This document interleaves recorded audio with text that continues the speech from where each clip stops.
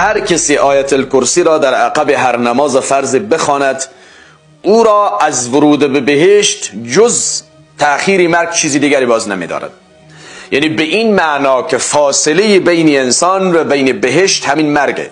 ابو امامه میگه رسول الله صلی الله علیه و سلم فرموده کسی بعد از هر نماز فرضی آیت الکرسی را تلاوت بکند، از الله لا اله الا هو الحی القیوم شروع تا و هو العلی العظیم، کسی که این آیت بعد از هر نماز تلاوت بکند گویا پیامبر برش بشارت بهشت داده، گفته هیچ مانعی برای ورودی اون به بهشت وجود نداره مگر همین مرگ است که مرگ به سراغش بیاید و از دنیا رخت سفر بربنده و وارد بهشت بشه.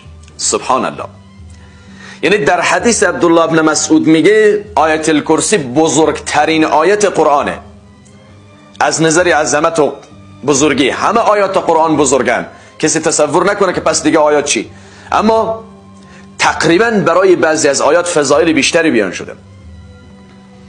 و یه حدیث ابو امامه میگه کسی که رب بخونه پیامبر او را بشارت بهشت داده. سبحان الله.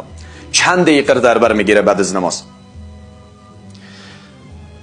چرا ما باید غفلت بکنیم از این فضائل بزرگ در زمان بسیار کم، فرصت بسیار کم؟